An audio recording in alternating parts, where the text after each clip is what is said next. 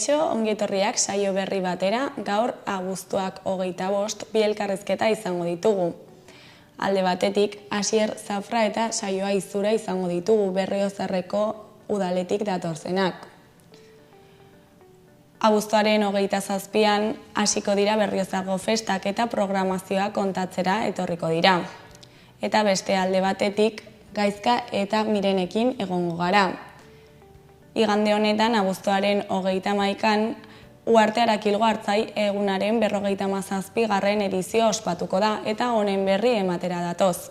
Baina bi elkarrizketan hauekin hasi baino lehen goazen gure betiko edukia ikustera.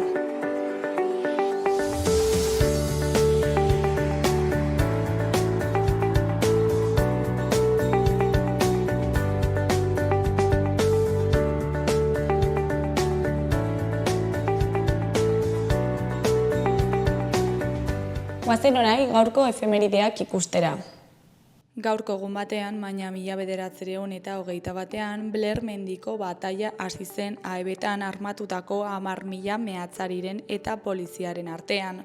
Meatzariak atxilotutako kideak askatzeko, meategietako guardien gehiegikerien aurka eta sindikatzeko eskubidearen alde Mingo konderrira abiatu ziren. Bidean xerifaren gizonak zituzten zain. Borrokak astebete inguru iraun zuen, Aebetako armadak esku hartu zuenean langileak garaitu zituzten. Urte batzuk beranduago, 1942ko abuztuaren 25ean, emakumeek soilik osatutako partisanoen lehen unitatea osatu zuten Jugoslavian, nazien aurka borrokatzeko. Berehala halako taldeak antolatzen eta hedatzen hasi ziren. Erresistentzia abiatu zutenean Jugoslaviako alderdi komunistak emakumeei atzeguardian lan egiteko dei egin zien, naiz eta ordurako emakume ugari egon partisanoen artean armak hartuta. Egun berean, baina 1944ko abuztuaren 25ean Bittor Iturria Sararra hil zuen naziek Britainian. Pilotari bikaina zen eta Bigarren Mundu Gerrako mobilizatu zutenean bere esku uskako trebeziak baliatu zituen. 1940ko maiatzean adibidez eskuko granadekin nazien 7 tanke berrindu zituen.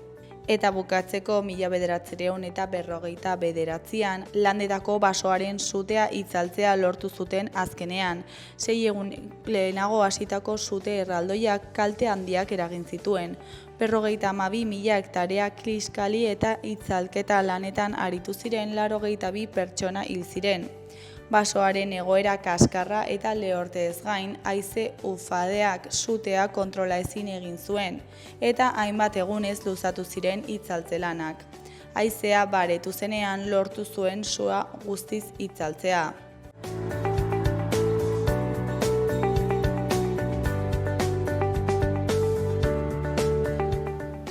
Ikus dezagun gaurko egunkarien azalek zer dioten.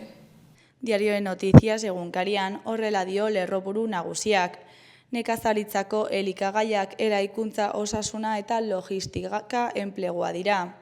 Azken urtean industriak indarra galdu du eta afiliazio punturik baxuenean dago 15 urtean. Automobilgintzak 12.100 lanposturekin eutsi dio elektrizitatearen zain. Argazki nagusian Budimirrek bere idilioa mantentzen du golarekin eta zaleak zoriontsu egiten ditu. Honen titularrean betiereko Budimir, kroaziarrak sartutako gol batek garaipena eman dio Valentziari zaleei ondo pasatzen diren osasunari. Kroaziarrak sartutako gol batek garaipena eman dio osasunari. Hori kolorez nabarmenduta dauden berrietan alde batetik azken piloia da luzeena. Beste alde batetik Mazias eta Maite bere gaina garaile eugin. Gainontzeko berrietan batetik zezen ekitaldiek 8,7 egin dute behera iaz Nafarroan. Bestetik 51 urteko gizon baten gorpua aurkitu dute Nagoreko urtegian. Jarraian, 1,5 milioi pertsona gozez hiltzeko arriskuan daude Gazako zerrendan. Azkenik, eguraldiak arnasa ematen du suaren aurkako borrokan eta oraindik kezkatzeko moduko fokuak daude. Diario de Navarra egunkariaren argazkian, Budimirrek Moi Gomez altxatzen du kroaziarren tantoaren ospakiztunean. Honen titularrean pozgarria, lehenengo zatik gainezkatu batek eta Víctor Muñoz izar batek markatu dute debuta. Eskuin aldeko zutabean 3 berri ditugu. Alde batetik, Nafarroan 4 pertsona ito dira uda honetan, azkena Nagore eremuan. Beste alde batetik, Francisco J. Bustillo kardinal nafarraren arabera, konklabean Eliza Katolikoaren unibertsaltasuna deskubritzen dugu. Jarraian, Nafarroak airearen kalitate ona du, trafikoaren eragina gorabehera. Goiko aldeko berrietan, batetik pilonek jendetza eta emozioz agurtu du. Bestetik, Ari Benasaren oloa mundu mailakoa da. Azkenik udako telelanaren erronkak. Gara egunkarian, honen titularrean, bero boladak areagotzearen ondorioz udalek neurriak hartu behar izaten dituzte. Klima aldaketak areagotu dituen bero boladen aurrean, erakunde publikoek berehala bilatzen dituzte herritarrentzako konponbideak. Argazki nagusian Mari Jaia ikus dezakegu. Honen titularrean Mari Jaia errautsetan deseginda datorren urtean Bilboren besoetan berriro jaiotzeko. Eskuineko berrietan alde batetik Egipto elkarrizketa suspertzen saiatzen ari da eta Israel Gazatiko hiriburutik gertu. Beste alde batetik osasunaren garaipena eta errealaren berdinketa zaleen aurrean. Euskal Herri irratiari dagokionez, titular nagusian, Listiren osasuna hasi da erritmoa hartzen. Denboraldiko lehen 3 puntuak eskuratu ditu Sadarren osasunak Valentziako taldearen kontra. Alessio Listiren taldeak erritmo bizia suposatu zuen, baina indarrik gabe heldu zen amaierara. Eskuineko berrietan, goikoan, Maite Solasen arabera, Alzheimerra gutxienez 20 urte lehenago hasten da, baina ez dugu susmatzen. Maitane Solas neurozientzialaria Alzheimerraren ikerketan espezializatuta dago. Gaixotasunaren aurkako 2 txertu garatu dira eta kasu batzuetan prozesua moteltzen dute, baina ez dute sendatzen. Behekoan, gazte voluntarioak frankismoko memoria berreskuratzen. Azken 8 urteotan 30 bunker inguru berreskuratu dituzte dozenaka gazte voluntariok. Baztanen Otxondon izan dazkena. Ana Oio kontseilariak bizitatu du auzolandegia eta gazteen ezinbesteko lana txalotu eta eskertu du.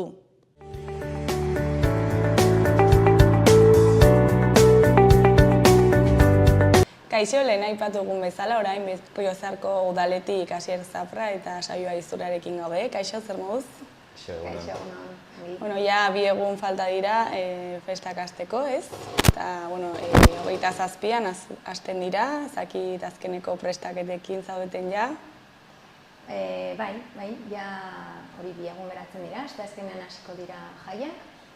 Gogotsu gaude, gainera jaien aurretik ere izan ditugu jaien aurreko ekitaldia jarduerak eta hori girotzen ari gara, ez da?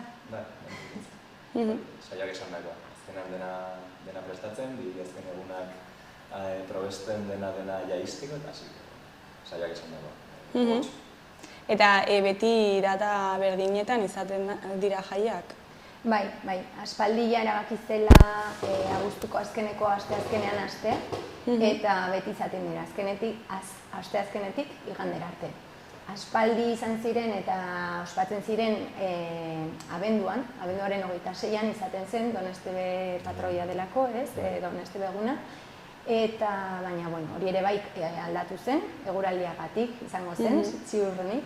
Eta hori, ere bai aldatu ziren irailera, irailaren bian kointziditu behar zuen, baina hori gero ere bai ikasleen azterketen gatik, errekuperazioak zirela eta berriz ere aldatu ziren, eta orain abuztuaren azkeneko asteazkenean izaten dira beti. Eta abenduaren 26an zerbait egiten duzue?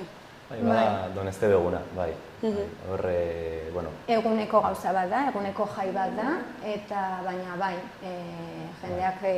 Eta Berriozarren kalendarioan markatuta dugun beste egun bat, bai. Jai eguna da, Berriozarren, eta dena auzo zaharrean ospatzen dugu, ere bai. Eta jaien antolakuntzaren aldetik, noiz hasten zarete gutxi gora bera prestaketekin?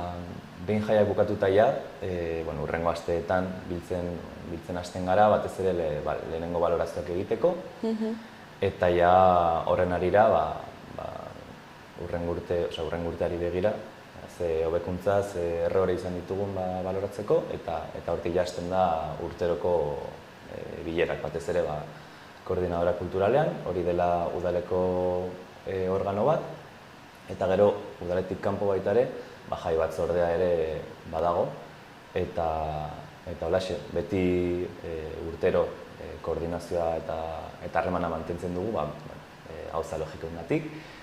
Baina bai, behin jaiak bukatuta, egite ditugu lehenengo balorazioak. Eta gutxi gora bera, zenbatero biltzen da batzordea udaleko? Esango nuke 2 hilabetetan behin, edo, baita, frekuentzia... Maiztasun aldatu egiten da. Jaiak gertuago dauden momentuan, frekuentzia hori igotzen da, baina behin bukatuta balorazio egiten da, eta baita ere pixkate erlajatzen gara eta patxa ezartzen da, baina behin jaiak gertu daudela, hori da, maztasuna... Uda baino lehen ja dena lotuta geratzen da. Udan ja ez dagoelako denborari gauza prestatzeko, taldea ja denak, horretik izan behar ditugu ja itxita, kontratatuak, balakigulako gero ja zailagoa izaten dena. Bai. Eta jai batzorde horretan parte hartzeko zer egin behar da? Nor da horren parte? Jai batzordea berez irekita dago, mundu guztiari irekita dago. Eta parte hartzeko desio hori edo baldin badago, zuzenean kideen gana jo, eta hor sartu zuzenean bai. Eta gero bai koordinadora kulturalean hor ja badela udaleko organo bat esango genuke, hor ja bai badoazela eragile ezberdinak, bai peñak, bai herriko eragileak, elkarteak. Eta zer izan behar da kontuan Berriozarko jaiak prestatzeko, ze azkenean herri handi bat da, egun asko dira? Lehenik eta behin dena aurrekontuan enkajatzea, porque hori bada baita ere apur bat zaila, baina beti urtero egiten dugu. Eta ondoren baita ere, azkenan jende guztiaren gana heltzea, eta egitaraua, paroa eta anitza izatea, hori da nik uste klabea. Adin desberdinak kontuan hartzea, eta orduan aurrentzako jarduerak egotea, gaztentzako ere baita ere, gazteetan pentsatutako jarduerak izatea, helduentzako, musikaz aparte, musika beti izaten dugu gogoan, eta astu egiten zaizkigu beste jarduera batzuk, kulturalak, euskararekin erlazionatutako beste jarduera batzuk, eta hori, baina hori pixka denetarik izatea. Guztia biltzea, ari logiko bat ipintzea, eta batez ere hori nik uste anitzak eta programak izatea, eta jende guztiari bideratuta. Jatu naiz programan ere aurrekontuak jartzen dituzuela, ez dakit hau ohikoa den edo zuek egiten zuen? Betian jarri izan dugu, bitxo aurten aurreko urtearekin alderatuta 110 bat igo dugu aurrekontua, azkenan berrikuntzak sartu behar ditugunez eta beharrezkoak direnez, hori baita ere azpimarratzeko ez. Baita ere aurrekontuaren zatitxo bat, badoa baita ere jarduera horiek subentzionatzeko eta baita ere herriko elkarteak laguntzeko haien egitaragoak ere aurrera eramateko. Oso garrantzitsua iruditzen zaigu, jendea jakitea zertan gastatzen dugun dirua, zenbat diru jarduera bakoitzerako. Gardentasun hori baita ere nik uste garrantzitsua dela. Eta jendea begiratzen du, eta gero esaten digute, orkesta batean, zenbat diru jaten den orkesta batean, kontuan hartu behar dugu. Hori, gaueko ikuskizun bat, motza izan daitekena, labordutakoa, zenbat kostatzen duen. Niretzako garrantzitsua da, jendea baloratzeko. Jendeak eskertzen du ez. Bai. Eta Berriozarren dauden kolektibo eta eragileak nola parte hartzen dute programa honetan? Hori esan dakoa, badago batetik kultur koordinadora hori, eta hor txartatzen ditugu eragile ezberdinak, bai peñak, bai herri eragileak, bai denetarikoak, eta horria bakoitzak eramaten ditu proposamenak, bere desioak eta hortik kudeatzen dugu, ez? Eta gero, beste alde batetik, badago jai batzordea, haiek arduratzen direla batez ere txosnaguneko egitarauaz, eta hori, esan dagoa beti, udalaren eta agente hauen arteko koordinazioa ezinbestekoa da dena aurrera eramateko. Eta gero beste aldetik, jai batzordetan parte hartzeaz gain, elkarte bakoitzak baditu elkarte, eragile, beste talde batzuk, baditugu hitzarmenak udaletxearekin eta diru laguntzaz lagunduta jarduerak egiten dituzte ere bai.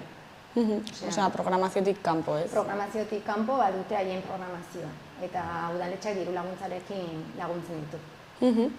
Eta programa beti aurkezten duzue jaien aurretik, nola joan zen aurkezpena? Bai, aurreko astean izan genuen, prentsaurrekoa, urtero egiten den moduan, udaletxeko errepresentazioa egon ginen, aurten txupinazioa botatzea sarduratuko direnak, izango dela Zulalai elkartea, eta elkartetik beste 4 pertsona etorri ziren, eta gero udaletxetik ere bai berdintasun teknikaria.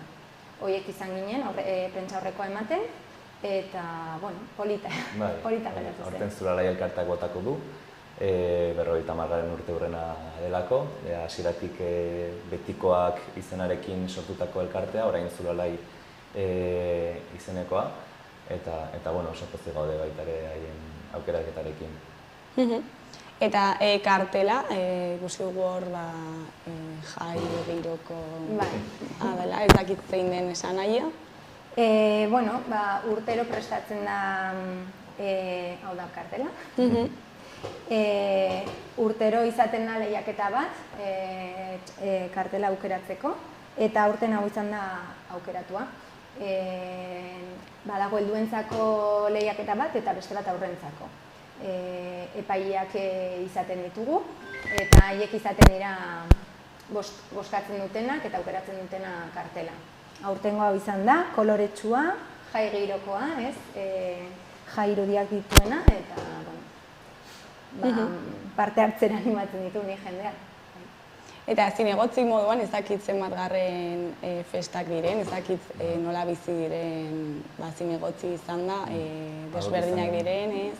Hauek izango dira gure 3. ez? 3, bai. Biok berriak sartu ginen duela ja 2-3 urte, eta aurten 3 izango dira. Eta berez ez da asko aldatzen, bai baditugula zenbait zeregin eta zenbait ardura udalarekiko, azkenan zinegotzi garelako.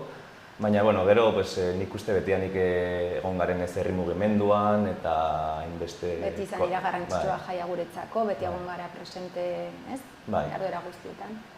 Bizitza berez jaietan ez aldatzen. Jora egiten dugu, hainbat jardueretan parte hartzen dugu, betiko moduan. Txandak egiten, eta agian aldatu dezakena bada, hori, guk izan ditzazkegun ardura horiek eta zeregin horiek, baina hortik aratago beste herritar bat bezala bizitzen ditugu bai. Eta bizi izan dituzuen bi horiek, balorazioa zein da? Bai, nik uste intentsoak. Batez ere duela 2 urtekoa, duela 2 urte izan genuen dana hori kriston euritea bota zuela, eta hor kudeaketa maila ere batez ere izan zen intentsoa eta zaila. Baina, osotara esperientzia oso ona, eta ikasteko balio duena baita ere. Bai, hori orain dela 2 urte zailak, jarduera batzu bertan geratu behar izan ziren, baina horrekoak oso ongi joan ziren. Eguraldi aldetik, gogoratzen dudala ostegunean euri apur bat bota zuela, baina oso ongi. Eta espero dugu aurten ere ongi joaten. Ikusi duzu eguraldia, ea zer moduz? Bai, zer ikusi dugu bai. Ekita asteazkenan zer batuko den, baina orokorrean ikuste ondo, salbatuko ditugula, behintzat eguraldi aldetik. Eta aurten ze programazio daukagu? Horre ikusi? Aurreko urtearekin konparatuz nahiko antzekoa, herritasunen bat badago ere bai, baina orokorrean mantentzen dugu funtzionatzen duten jarduerak eta hori mantentzen ditugu. Adibidez, gustukoa eta estimagarria dena da ostegunean beti auzo zaharrean ospatzen dugula dena. Baita ere programatzen dira hemen herrian beste jarduera batzu, musika eta adibidez aurten aba musikala izango da ostegunean hemen Ilargi pistan. Egingo dute doinua musika bandak eta elkarrekin abesbatzak elkarrekin egingo duten ikuskizuna izango da, hori azpimagarria berrikuntza bezala. Eta larunbatean adibidez berreskuratuko da herri bazkaria, aspaldi egiten zena eta orain dela 26 urte ez da berriz egin, eta aurten martxan jarri da berriz. 400 pertsona inguru ja bagaude kontatuta, orduan. Bai, itxura ona dauka. Jendea gogotsu dago, ikusten dugunez. Eta, bueno, musikaldetik ere bai talde desberdinak izango ditugu, Jose Txupiperrak adibidez, Nafarroa 1512 taldea, La Txama, DJ bezala, DJ Muffin, DJ Pezon, ezaguna direnak. Zer gehiago? Gero aurrentzako ere bai aipatu ditugunak, aurrak ere bai kontuan hartzen ditugula, ez direla bakarrik jaiak helduentzako, baizik eta saiatzen garela programazioan ere aurrak kontuan hartzen. Eta orduan hortarako plaza desberdinetan, leku desberdinetan badaude jarduerak. Emaileen plazan, Maestro Turrillas da 8 auzoan dagoen plaza bat. Gero txokolata da baita ere dago ostegunean, puzgarriak saioak aipatu duen bezala plazetan, eskulanak ere badaude, orduan egitaro banitzak. Eta nola banatzen duzu herria, ez dakit gune ezberdinak ezartzen dituzuen? Hori, jaigune nagusi edo esango genuke badela txosnagunea, gero badago Guzki plazan hemen txertatzen ditugula orkestak, eta gero hainbat plaza baita ere egitaragoa ezberdinei ateraldia emateko ez, adibidez, aipatu den bezala, txikiendako DJ-ak jartzi ditu Emaien plazan, gero baita ere ostegunean badela herrian hor Aldezarrean baita ere montatzen dugu karpatxo bat hor gero aktibitate ezberdinak egiteko. Orduan, batez ere badago kokatua plazetan, hor jendeen elkargune izango den espazioak edo esango genuke, orduan batez ere horietan bai. Eta gero hainbat txapelketa ere antolatzen dituzu, ezta? Bai, de hecho, udan zehar ospatzen da botxa txapelketa eta finala egiten da jaik ostegunean, ostegun goizean. Gero badago baita Interpeñas futbol txapelketa, badela laupeinen arteko futbol txapelketa txiki bat. Finala asteazkenean izango dela, lehenengo egunean, jaietako lehenengo egunean. Gero badago baita ere pelota ikuskizuna hor Jomar Ezkurrena jokatuko duena. Txapelketak ugariak eta ditugu, ez ere kirola sustatzeko. Bai, kirolarekin erlazionatua. Herri kirolak ere bai, Berrizarko herri kirol taldeak ere, larunbatean egingo du bere ikuskizuna eta lehiaketa gehien artean. Bai, badaude desberdin. Eta hauek zeharrera daukate normalean? Oso ona. Ni azpimarratuko nuke botxena. Botxak duten funtzio soziala, ez? Hori udan zehar jendea animatua dagoela, adin guztietako jendeak parte hartzen duela. Herrian, auzo zaharrean ere bai jokatzen da udan zehar. Neguan badugu pista txiki bat herrian, polikiroldegian, baina udan egiten da auzo zaharrean. Orduan horrek daukan xarma ere bai, azpimagarria da, oso polita. Eta esan dut azkenan jende asko biltzen du, partidu ugari daude, eta hori bada jendearen beste elkargune bat, ez? Eta hor jendea badoa arratsaldea pasatzera, jendearekin egotera eta baita ere nola ez, botxa partidak ikustera. Eta hor bai, saiak esan dago ez. Giro polita sortzen da. Eta gero Interpeñas jokatu zuten larunbat hontan ere bai, partidu bat, ez dakiz elkarte jokatu zuten, baina jende pila bat egon zela ere bai, esan digute. Eta asteazkenean ere bai jende asko biltzen da, bai. Osa, itzaki moduan ere jendea elkartzeko. Bai. Eta euskararen presentzia, zein da programazio honetan? Bai. Justo aurten, horien galdetzen duzula, jarriko da abian jaietan euskaraz jantzi kanpaina. Iruñerrian mailan egin den, sortu den kanpaina bat da. Eta horrekin animatu nahi dugu jendea euskaraz hitz egitera, bere lehenengo hitza euskaraz izatea, eta orduan hortarako udaletxetik baliabide desberdinak sortu dira hortarako, kanpaina abian jartzeko. Hala nola lonak, edalontziak, kartelak, txandalarientzako gidak ere bai, jendeak jendeari gogorarazteko euskaraz hitz egitea, animatzea, ikasten ari direnak erabiltzera eta bar. Kanpaina hau izan da aurten, baina beti saiatzen gara programazioan euskarazko jarduerak izatera eta hori. Ere bai musika taldeak ere bai kontratatzerakoan ere bai kontuan hartzen da eta hori. Ere dalontziarena komentatu duzuna, ere animatzen duzuen programazioan bakoitzak bere dalontzia eramatera, ezta? Bai, batez ere ingurunea zaintzaren helburu horrekin, bai Nafarroa osoko herri eta hiriak kanpaina honetan atxikitu dira, eta nola ez, baita ere atxikitzen gara kanpaina honetara, batez ere hori inguruak zaintzeko helburu horrekin, ez? Orduan, edalontzi bereiztagarriak erabiltzen ditugu, txozaz berdinetan honetzen dira, eta hori, helburua ingurua zaintzea eta ekologikoki sostenibleak izatea, ez? Aipatu duzu ere jaien aurreko programazio bat duzuela, ez dakit zerbait geratzen den oraindik ospatzeko.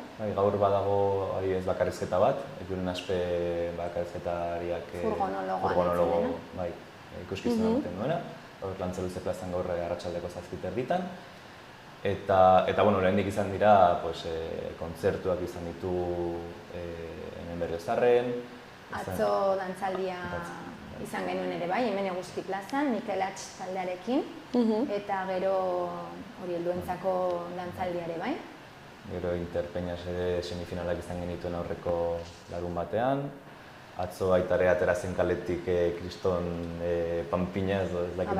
Akiles deten zena, eta kaleko ikuskizuna izan zen. Bai, eta da pixkat batez ere giroa berotzeko, eta eragile eta dintarte guztien dako programazioa, ez? Eta zuek ze espero duzue aurtengo jaiaz? Urtero bezala jendea gozatzea, jendea ongi pasatzea, jendea lagunekin elkartzea, baskariak egitea, giro polita sortzea, harreman osasuntsuak izatea, eraso sexistarik ez egotea, hori garrantzitsua da guretzako ere bai. Honen arira baita ere esan behar dugu, eta zimarratu behar dugu, zezorretatzekotan, espero dugula ezetz, baina koordinazio zuzena eta zorrotza dugula herriko talde feministarekin, kamera jarri duen puntu morearekin, orduan, batez ere egotekotan, espero dugula ezetz, baina egotekotan erantzun eta prozesu koordinatuta eta indartsu bat abian jartzeko, neurriak jartzen ditugula, eta horretaz arduratzen garela, badela... Dugu behar izatea. Espero dugula ez ez. Bikoteia ez dago galdera gehiagorik, ez dakit zerbait gehiago komentatu nahi duzuen, jendeari zerbait esan. Batez ere Berriozarretik pasatzea, seguro ondo pasatzen duela, porque esan da badaukagu egitarau banitza eta zabala, orduan animatzera 27-tik 31-ra bitarte, eguna horietako batean bitan o guztitan, Berriozarrera etortzea eta gozatzera, batez ere gozatzea. Primeran, mila esker zuei, gurera etortzeagatik ere, eta ea zer moduz jaiak espero dugu oso ondo pasatzea. Eskerrik asko zuri. Mila esker zuri.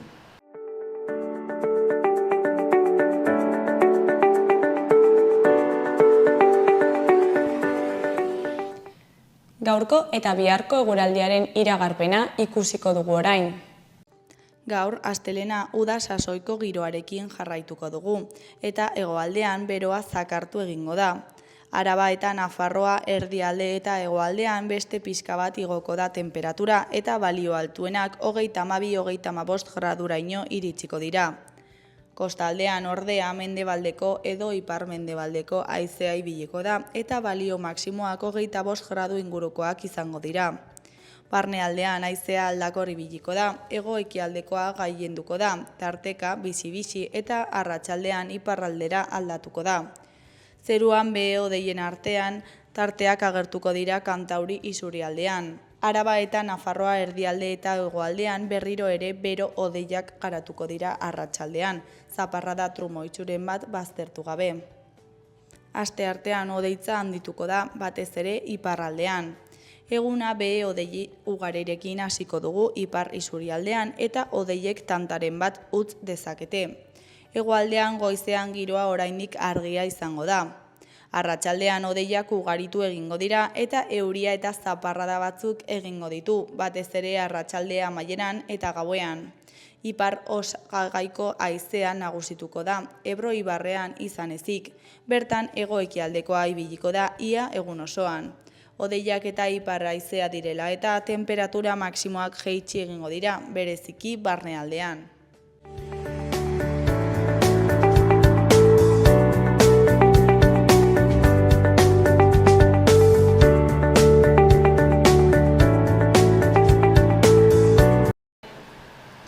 Kaixo, lehen aipatu dugun bezala orain Gaizka eta Mirenekin gaude. Kaixo bikote, zer moduz? Ongi. Bueno, igande honetan, abuztuaren 31an hartzai eguna ospatuko da, ezta? 57. hartzai eguna, Uharte Arakilen. Eta, bueno, zer da hartzai eguna? Azaldu guzue pixka bat.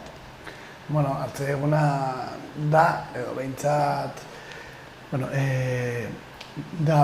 hartzaiaren inguruko, hartzai mundu hori erakusteko eta babesteko eta omentzeko egun bat, ez? Sortu zen hasiera batean hartzai txakur txapelketa bezala eta pixkanaka hartzaintzarekin zerikusia duen mundu hori modu integralean txertatu du eta egun horretan hori omentzea du helburu, baina baita ere sektore horri ere bisibilitatea eman eta apustu bat egitea, ez, behintzat babestea. Eta zer egiten da egun honetan, zer prestatzen duzuen normalean? Egun honetan hainbat txapelketa daude, txapelketaz aparte ere merkatua eta artisautza ere badago. Txapelketen artean, baditugu, ezagunena dira, ardi esne gordinarekin egindako gazta txapelketa, Nafarroko gazta txapelketa, eta arratsaldean hartzai txakurren txapelketa. Hori dira garrantzitsuena, baina baita ere egiten dira eskileoaren txapelketa, eta baita egiten da ardien txapelketa, ez? Ardi betxaren txapelketa.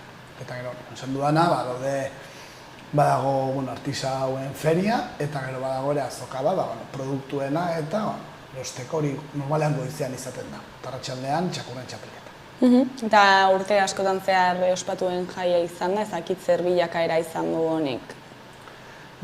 Aurten 57. kostatu, azkenean zaila da, alako egun baten beste urtez bizirik mantentzea, eta ospatzen da ere bizirik dirauela, ez? Eta hasi zen, asmoa izan zen bere garaian Euskal Herrian egin zen beste hartzai txakur erakustaldi eta txapelketa batzuekin batera 1971 herrian egitea, tamalez urte hartan herriaren laurden bat kiskal egin zen, eta itxoin izan behar genuen 6 urte gehiago, 6 o 7 urte zakit, 1978 arte, lehenengo hartzai txakurren Nafarrako lehenengo hartzai txakurren txapelketa egiteko, eta hortik aurrera urtero egin da, eta uste dut COVID-agatik egun urte batean izan egin zela, edo zati bat egin zela. Bestela urtero hor egon duen txapelketa bat izan da, egun bat izan da. Eta Euskal Herriko lehenengoa izan da, ez? Hori ez dakinik datu hori. Noizbait entzun dut hori, baina egia esan, hartzai txakurren txapelketa Oñatiko eta lehenago egin ziren, gero hortik Nafarroara ekarri ziren, da egun bezala ez nuke esango izan denik, baina ez nago ziur ere.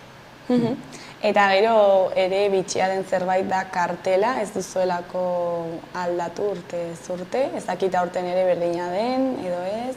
Bai, hori gure marka da, gure seioa, eta horrela jarraitzen du, da egun hori interes turistiko jai bat da, uste du referentzia bat duena, mundu guztiak kartel horrekin identifikatzen du, eta hori da auzitan ez dagoen bakarra gaur egun, eta bai, inkluso egin etzen urtean kartel berdina zen. Beraz, horrekin jarraitzen dugu, gainera guztioi gustatzen zaigu pila bat, eta horrekin jarraituko da. Eta ez duzue egilea ezagutzen, ez? Ez dakigu egilea, eta badago imprenta baten izena agertzen da, baina ez gaude ziur. Hori izan den, imprenta hortan egin zela bai, baina nork zaila ez dakigu ez. Eta zein da prestatu zuen aurtengo gitaraua? Bai, urtero bezala, goizean dugu azoka, daukagu ere gazta txapelketa, eskileoa egiten da, badago ere ardikiaren lehiaketa, artisautza ere horregongo da, eta gero arratsaldean izango dugu arte txakurren txapelketa. Jateko eta edateko ere herrian egonen da, eta egun osoko jai bada, egia da, jende batek igual auto ezberdinak egiten ditu, baina goizean joaten da merkatura, gazta bat erostera, subasta ikustera, beste batzuk igual etortze dira arratsaldean txakurraren txapelketa ikusteko, beste batzuk egun osoa pasatzen dute, baina jai denetarik dago eta bakoitzak aukeratzen du ez, pixka bat nolako bisita egin nahi duen, eta gu pozik gaude jendea etortzeaz. Eta lehiaketen formatua zein da? Formatua, lehenengo gaztaren txapelketa, goizean izaten da, 10:00 irikitzen da aurresku batekin, maikidea ia prestatzen dira, gazta batzuk zenbakituak ematen zaizkie, ez dakite zeinena diran gazta horiek, eta aukeratzen dituzte, uste dut 10 gazta honenak. Horiek gero Euskal Herriko txapelketara doazelako, eta horien artetik aukeratuko dute zein den honena, eta ondoren egingo da subasta bat, jozen urtean 4.800 eurotan atera zela gazta erdi irabazlea, eta hori izango litzateke gaztarena. Gero badago ardiarena, non gusten den bai morfologia aldetik nolako ardia diren, baita ere zesne kandidat eman duten aurreko urtean, eta horre ere irabazle bat egongo da. Gero eskileoaren txapelketan adibidez, kontutan hartzen da denbora, zenbat denboran egiten duzun lana, eta zenbat ardi eskilatzen dituzun, eta ero arratsaldean froga batzuk daude, txakurrarekin egitekoak, eta hortan ere nork egiten duen hobeto eta denbora eta gauzoek kontutan hartzen dira, ze txakur izan den honena. Bai gazta eta gazta txakur lehiaketan, dardi lehiaketan, arraza autoktonoak dira daudenak, eta horrek ere ematen dio balioa jai honi, azkenean gaude babesten hemengoa, batzutan zaila egiten da, eta hori, ongo dira Euskal Herriko arrazak, ez, ardiarena eta baita txakurrena, ez, gero eta zailagoa dena, ez, ere txakurrena mantentzea, ez, nahi dugu bultzatu arraza horiek eta horretan gaude. Eta zu miren, gaztagila izan da, nola bizitzen duzu gazta lehiaketa? Guretzako oso egun importantea da, guri ez dakit jendearekin egoteko aukera ematen digu, eta hori gazta lehiaketa, aurkezten dugu gazta lehiaketa, baina, Eta aurten gazta lehiaketari aldatu diozue izena, ezta?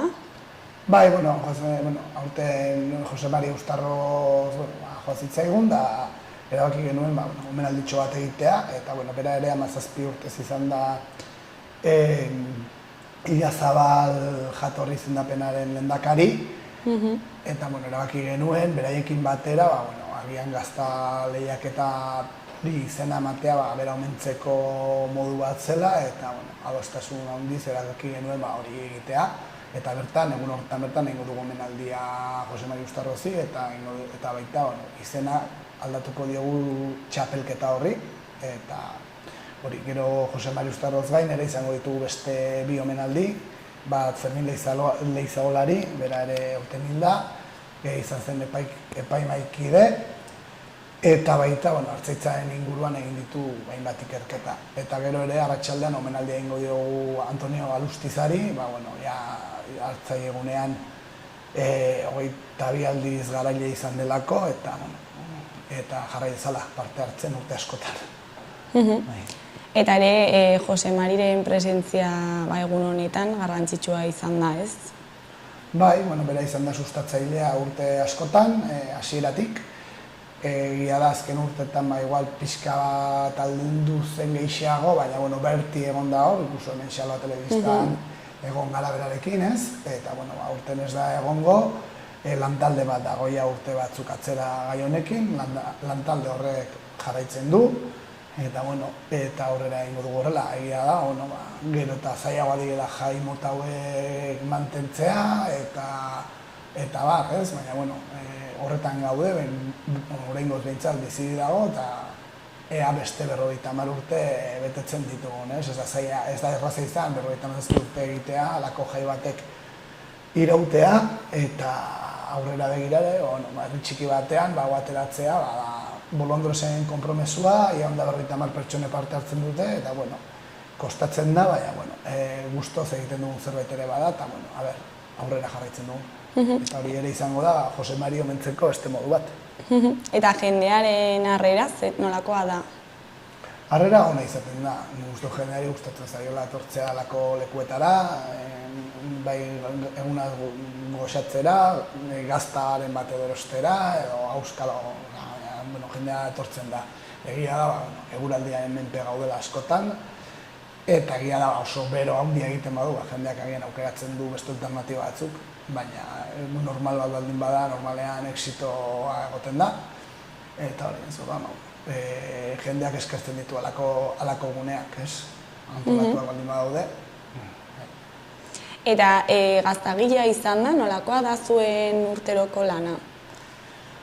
Guk urte osoan zehar gure lana aldatzen da. Guk adibidez izaten ditugu partoak otsaila aldera, hasieran arkumeak eta zaindu behar ditugu, gero ja hasten gara ardia jesten, esne horrekin egiten dugu gazta, eta gero gu adibidez, orain Artzai-egunarekin batera gutxi gora bera, uzten dugu jesten, eta gainera azokak hasten dira eta orain daukagu lan gehiago gazta garbitzen eta gaztak prestatzen eta azoketarako, eta ardiekin uzten dugu larreetan eta hori, eta lasaitasuna orain etortzen da, azokak kenduta lasaiago egoten gara, baina gu negua pasatzen dugu lasai. Eta lanbide honetan emakumearen presentzia nola ikusten duzu? Emakumearen presentzia lanbide honetan, beste guztietan bezala, beti egon da. Lehen ezen emakumea beti zegoen, zen ikusten, beti zegoen etxean, esango dugu, etxeko barruko lanak egiten, ez zuen aurpegia ematen, eta orain gero eta emakume gehiago ematen dugu aurpegia, eta ikuilu gehienetan eta gaztategi gehienetan emakumeren bat dago, eta hori. Eta gero ere egingo zuen bazkari popular bat, ez? Aurten aldaketa dago, aurten ez da egongo bazkari herrikoia, bai egongo da alternatiba eta hori, alternatiba egongo da lehen bazkari bat egiten zen asko gonbidatuentzat eta gonbidatuetatik batzutan oso ongi ateratzen dintzen eta beste batzutan ez hain ongi. Orduan oraingoan bai egongo dira razioak, bokatako, ensaladak eta elkartetik jarriak eta jendeak hartzeko aukera, baina izango da beste modu batean jantoki bat antolatu du jendeak jan ahal izateko eta han sortzen den zaborra eta bildu ahal izateko, eta hori urten izango da beste modu batean. Ez da urteroko janari instituzionalizatu bat egiten zena, horrengon desberdin izango da gehiago herrian beste giro batean, eta hori, da jantoki bat, eta da aukera jateko eta bazkaltzeko eta duzurik, baina beste modu batean bai. Eta zergatik aldatu duzue? Azkenean askotan lotzen zen asko gonbidatuei eta horrela orduan egin da beste modu batean. Urte batzutan arrakasta handia zuen, beste urte batzutan ez hain beste, eta horrek ere suposatzen zuen ekonomikoki batzutan galera bat. Egiten da pixkat ere, ideia bat egiteko uharten egiten da dena herrigunean, ez? Eta bazkere egiten da frontoi estalian, jende asko ere geratzen da herrian bokata bat jaten, o kalean, ez? Eguraldi hona egiten duelako. Orduan aurten erabaki dugu formatu aldatzea, ez dakit asmatuko dugun, herrigunean egongo da jantoki bat, mailak eta ukiak, egongo da han esertzeko aukera, nahi duenak elkartean bokatak eta ensaladak eta egongo dira han jana izateko, eta imaginatzen du tabernek eta beste postu batzuk ere jana izango dutela, beti izaten dutelako, eta jendeak erosi ahalko du, eta eseri lasai asko jatera, eta ez du joan beharko beste leku batera, jatera, esakit, menu itxi bat, eta ez gaur egun igual jendeak beste motatako menu batzuk eta ohitura batzuk dituelako, eta hortan nabaritu izan dugulako. Aurten aldatu egin dugu, ez dakit, luze edo motz geratuko garen, hortaz ikaste joango gara, eta urten hasi garen bidean sakonduko dugu, hemendik urte batzuetara, urtero behintzat jendeak, izateko orgune bat, non gustora egon, nongo da trikitixa, musika, nongo da giroa, eta nahi dugu pixka bat hori aldatu. Nola aterako den, apustu guztiak dute bere arriskua, eta gu hortan sartu gara. Bueno, ikusiko dugu. Eta ezakit aldaketa gehiagoren bat egin duzuen? Ez, aldaketak ez, gaude bai azken urteetan sakontzen ari gara pixka bat, aksesibilitatean eta gauza guzti egiten. Uste dugu jaia denontzat izan behar duela, urtean leki genuen aparkaleku bat, herrian bertan zintasuna izan dezaketen pertsonak errazago gerturatzeko herrira, eta pixka gauza egiten sakondu nahi dugu gure mugekin, egia da jaia jasangarria egin nahi dugu. Jasangarritasuna eta aldarrikatzen dugulako, ez? Ari gara aldarrikatzen hemengo produktuak, abeltzaintza estensibo bat ere, gure basoak babestuko dituena, eta gauza horiek ez, jaia ere joan behar du horrekin lotuta ezin da izan, kaka sortzen den leku bat ez dena biltzen, eta lakoak orduan horretan bari gara saiatzen horrekin bat egiten eta bide horretan pausuak ematen, ez?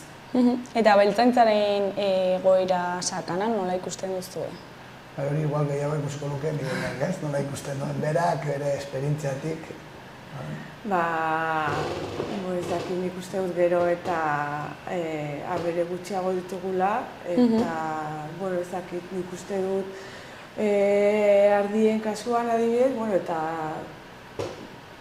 egoera ez dela, ez dakit, oraingoz saltzen dugu dena, egun saltzen dugu gazta, haragitarako behiak dutenak uste du saltzen dutela arazorik gabe, behorrak berdin, orduan ez dut egoera txarra ikusten, baina egia da jendea ez dela animatzen abereak izatera edo horretaz bizimodua ateratzera.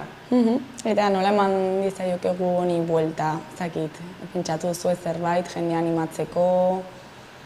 Ezakit, nik pentsatzen dut, orain arte beti entzun dugu eta oso gogorra dela, oso lan lotura handia duela eta halako gauza, baina uste dut dena bezala hau ere aldatzen ari dela.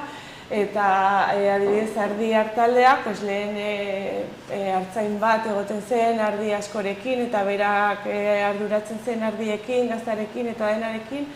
Eta gaur egun hartaldeetan eta gaztategietan eta pertsona bat baino gehiago gaude eta egia esan hilabete batzuk oso gogorrak ditugula, egin behar dugula lan pila bat. Baina gero baditugula oso hilabete batzuk eta lasaiagoak eta lasai egoteko, porra joateko aukera eta gure gauzak egiteko aukera ere baditugula. Orain arte agian hori ez du erakutsi edo, baina nik uste dut hori ere jendea jakin behar duela eta ikusi behar duela. Pixkat mitoa dela, ez? aldatzen ari da hori ere, bai, talde bat pertsona batek ez du izaten dira 2-3 pertsona eta kanpotik laguntzak ere baditugu eta bueno, hori, lasaiago hori hilabete batzuk oso gogorrak ditugu, baina beste hilabete batzuk lasai egoten gara. Eta jende gaztea animatzen da, ez baldin badauka familia horrekin Egia esan, ez baduzu familiatik jasotzen, hartaldea eta lurrak, eta oso zaila da. Eraikin behar baduzu zure borda, erosi behar badituzu ardiak, larreak eta dena, posible da, baina oso zaila da, egia esan. Eta badakizu, gobernuak jartzen dituen laguntzak eta mundu honetan hasteko? Bai, badaude laguntzak, gaztea izateagatik, emakumea izateagatik, ere bai, raza autoktona, adibidez ardi latxa jartzeagatik, eta badaude laguntzak, bai. Bueno, jendea animatzen den. Bai, nik uste dut oso lanbide polita dela, naturan, animaliekin, zu zara zure jabea, zuk antolatzen duzu zure lana, zure ordutegia, zure bizitza, zure osa ezakit, bai. Bueno, hemendik ere egiten dugu deia, jakiteko ere diru laguntzak daudela eta animatzeko jendea.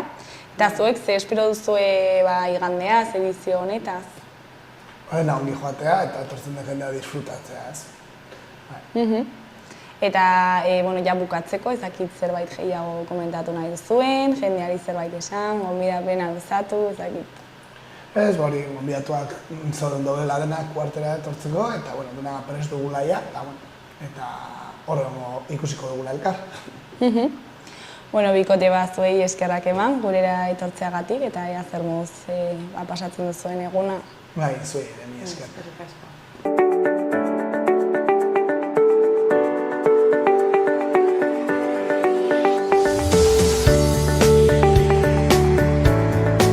Gaurko hau izan da dena, bihar itzuliko gara eduki eta elkarrizketa berriekin. Mila esker, agur, bihar arte.